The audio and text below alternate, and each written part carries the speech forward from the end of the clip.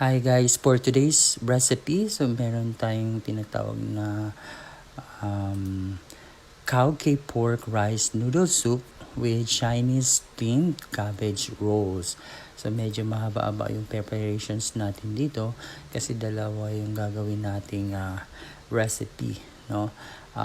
This is a rice noodle soup from Chinese style version. So ang ginawa ko muna is nag-chop ako ng onions or white onions, and then nilagay ko na siya direct doon sa meat natin, yung ground pork, no? So yan, and then naglagay na rin ako ng isang kamatis lang. So depende naman sa inyo guys kung gusto niyo lagyan ng tomato, no? Ayan, so hindi masyado siya hinog, no? Tama-tama lang yung pagkahinog ng kamatis. And then naglagay na rin ako dito ng onions. So ang ginawa ko dito sa onions guys is ginamitan ko ng grater, no? Yung parang pang cheese, no? Para mas fine yung ating texture at mag-absorb siya doon sa ating ground pork meat, no? So ayan, so lalagay na natin siya direct, no? Ayan, ginamitan ko siya ng grated cheese, ayan, para mas fine yung ating garlic. And then pagkatapos niyan, no, naglagay na rin ako dito ng mga ingredients natin, no? Nilagyan ko ito siya ng mga sugar, no? Ayan, naglagay din ako dito ng sili or red chili, and then isang green chili, no? So yan, so depende rin sa inyo guys kung gusto niyo spicy yung inyong steamed cabbage balls. Ayan, so naglagay rin ako ng vegetables, no? Para mas masustansya yung ating steamed cabbage rolls natin, no? So chinap ko lang yung Baguio beans ng maliliit. Ayan, so depende guys kung gusto niyo lagyan ng Baguio beans or yung sweet potato, no, or sweet peas, no? Ayan, depende rin po sa inyo yan. So after ko yan ma-chop ng mga maliliit, so imi-mix ko na rin siya doon sa ating ground pork, no? Ayan, so medyo healthy yung ating meatballs. Ayan, and then maglalagay na ako dito ngayon ng sugar, and then salt, ayan, and then pepper. Ayan, naglagay ako ng maraming pepper dyan para mas masarap yung lasa. And then naglagay na rin ako ng betsin, and then magic sarap, and then naglagay ako ng oil para hindi didikit sa ating mga kamay, and naglagay ako ng isang itlog, no? Ang purpose ng itlog is to incorporate all the meat, no? Para pag mag-form ka ng mga meat or gawin mo siyang bilog, hindi siya maghihiwalay. And then naglagay din ako ng konting cabbage dito para just in case if you want to form the meat in any form or sizes, no, sasama siya doon sa ating gulay, no? Yun siya yung magiging taga-tight ng ating karne. And then nag-prepare na muna rin ako dito ng ating pang-toppings, no? So ang ginawa ko guys, yung cabbage pala, yung Chinese cabbage is steam natin yun later. So nagawa na muna ako dito ng ating toppings. This is a garlic longganisa. So depende sa inyo guys kung anong gusto niyo ilalagay na toppings, no? Pwede namang chorizo, no?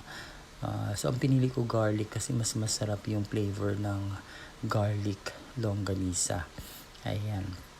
So chinap ko lang siya ng maliliit para pag balot natin mamaya sa Chinese cabbage, hindi siya masyadong bulky, no? Ayan, so kailangan mo lang siyang i-chop ng malilit.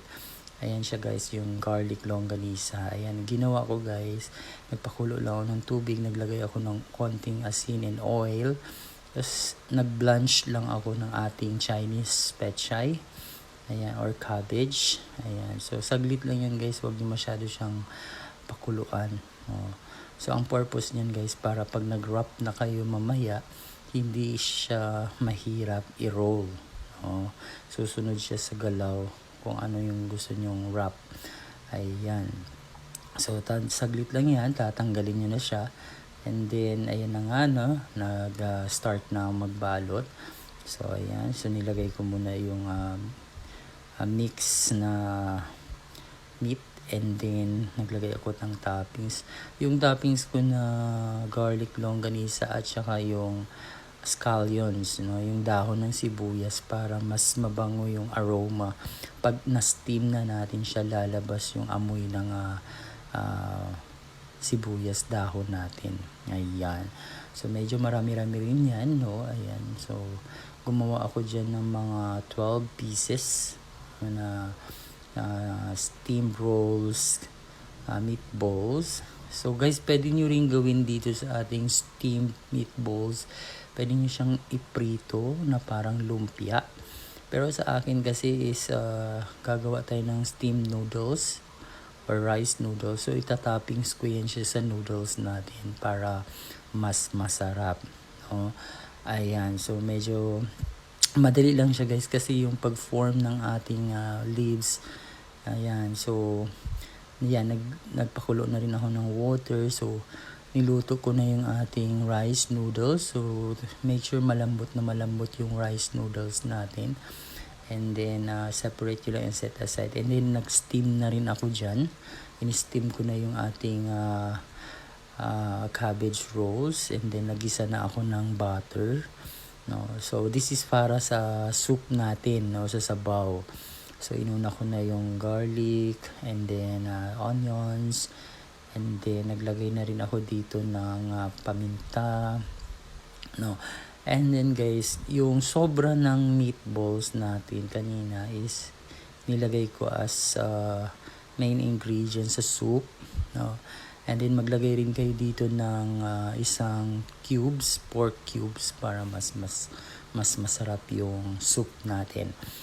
And then, lalagay ka lang din ng toppings mo like squid balls, fish balls. So, depende. So, naglagay ako dito ng squid balls para mas masarap lasa ng ating soup. Ayan. And then, nilagay ko na rin yung garlic longganisa. Ayan. And then, mix lang natin konti. And then, lalagyan natin ng tubig or sabaw. So, depende sa inyo, guys, kung gaano karami yung sabaw na gusto nyo. So, sa akin, mag-isa lang naman ako. So, isang baso lang ng water yung nilagay ko. Just for good as for one person. Ayan. So, magpa-plating na tayo, guys. So, since luto na yung ating rice noodles. Ayan, nakita nyo sa aking preparations. Naglagay na ako ng fresh vegetables. And then, nilagay ko na yung ating steamed rice cabbage rolls. Ayan, sa ibabaw. And then, saka natin siya ilalagay yung ating soup. Ayan. So, mainit-init pa yung soup natin. No? Ang sarap talaga yun, guys.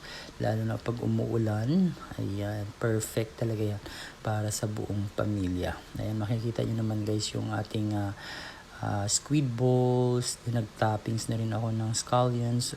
And then, konting sili. And then, add more soup. Ayan. So, this is our finished products, guys. Thanks for watching.